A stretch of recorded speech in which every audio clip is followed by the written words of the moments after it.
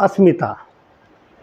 अस्मिता भी एक प्रकार से दुखों का मूल है।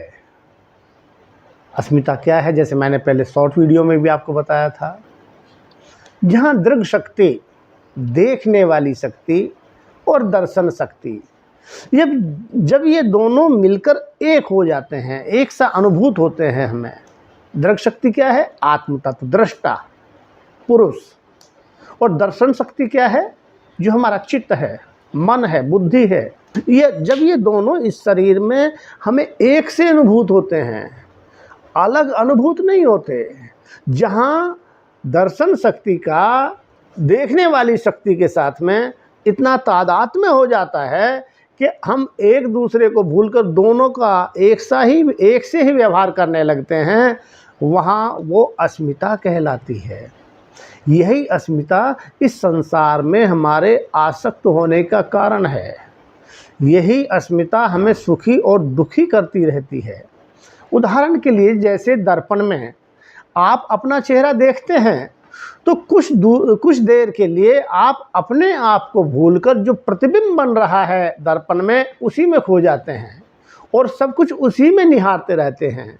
तो वैसे ही अंतःकरण में जब चैतन्य का प्रतिबिंब बनता है तो चैतन्य अपने आप को भूल जाता है, और जो दर्शन शक्ति है, जो अंतःकरण है, जो आपका चित्त है, वो अपने आप को चैतन्य रूप मानकर व्यवहार करना आरंभ कर देता है।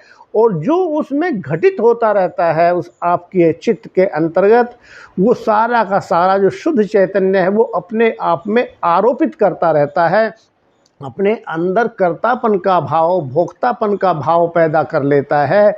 दोनों में एक प्रकार का एकत्व हो जाता है, वही अस्मिता कहलाती है। और इस अस्मिता के कारण यदि हम स्थूल शब्द में कहें मैं, ये मैं ही हमारे फिर दुखों की जड़ होती है।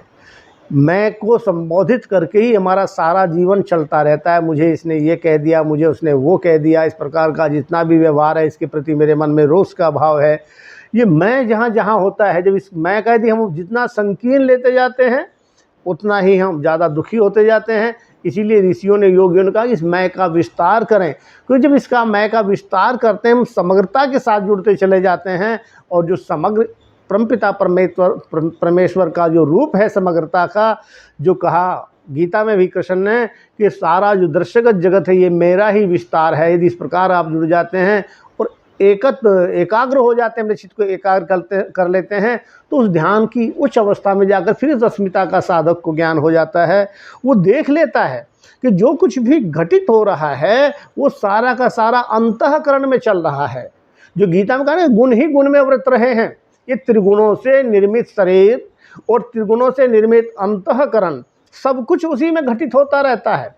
आत्मा को तो बहुत से दर्शनों ने, आपने देखा हो, न्याय दर्शन को यदि पढ़ा हो तो शुद्ध काष्ठ के समान निर्गुण माना, उसमें कोई गुण ही नहीं है।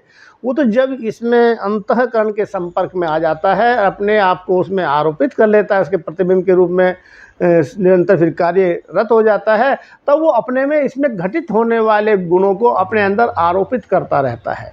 यदि वास्तव में देखें तो जो चैतन्य है, जो आत्म तत्व है, तो शुद्ध बुद्ध मुक्त है, लेकिन अंतःकरण के संपर्क में आकर फिर वो अपने आप को बंधन में अनुभूत करने लगता है। यही बंधन है, जो बंधन और मोक्ष की बात की गई है। जब वो अंतःकरण के साथ तादात्म्य को प्राप्त हो जाता है तो बंधन हो जाता है।